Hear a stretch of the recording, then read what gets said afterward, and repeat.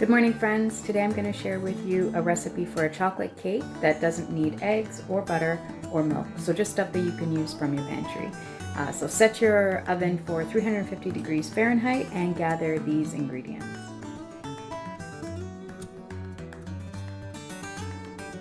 So for pans, you can bake this in an 8x8 square pan. You can also mix it up in a bowl and put it into a couple small 7-inch or 8-inch round pans, just divide it evenly. You can also double this recipe if you wanted and do it in a 9x13 pan and a rectangular one. Today, all my cake pans are at work, so I'm going to use my Corelle French White small pan that I have, a baking dish, and I'm probably going to have to add a couple minutes extra onto the end, but we shall see about that. So with all your ingredients handy, you're going to start with 1.5 cups of flour and 1 cup of sugar. Basically, we're adding all the dry ingredients directly into the baking pan. I'm not using a bowl here. This is, again, just a snack cake, so we're just going to mix everything right in the bowl. All the dry ingredients are going to go in first. So you have your cocoa powder, half a teaspoon of salt, a teaspoon of baking soda, and just take a whisk or a fork and mix it up really, really well. You want one color, so you don't want to be able to see white and brown in there. You just want it all to be a nice light brown color, really well mixed in. Get that salt and baking powder really incorporated into the dry ingredients.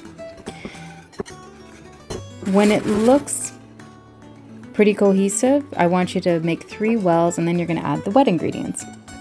So for the oil, I'm actually using some melted down coconut oil because I ran out of canola oil and vegetable oil. So I'm using what I have. I'm adding some vanilla and the vinegar. The vinegar here is the magic ingredient. This is what's going to activate the baking soda. You want something to give a little bit of rise, and that is the ingredient that's going to get that done. Just think of when you did like a volcano in school with baking soda and vinegar. This is the same idea, except we're doing it in a cake. Once you've added your cup of cold water in there, just mix it up really, really well. It's actually probably easier here to use a fork than it is to use a whisk. It gets super messy. As you can see, my surface is crazy messy.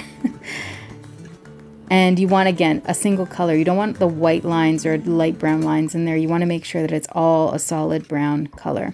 Make sure you get all the flour mixed in with the wet ingredients. When it's nice and smooth, clean your pan.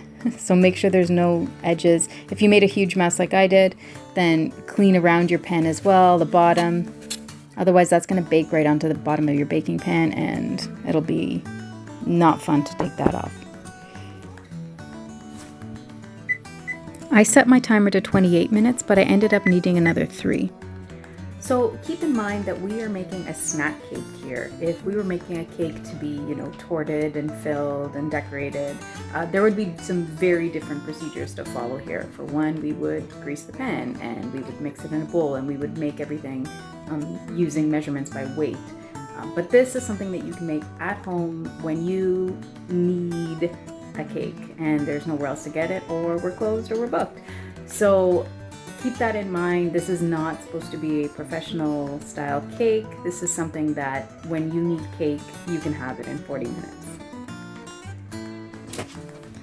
When your timer goes, take your cake out of the oven and you're going to want to check a couple things.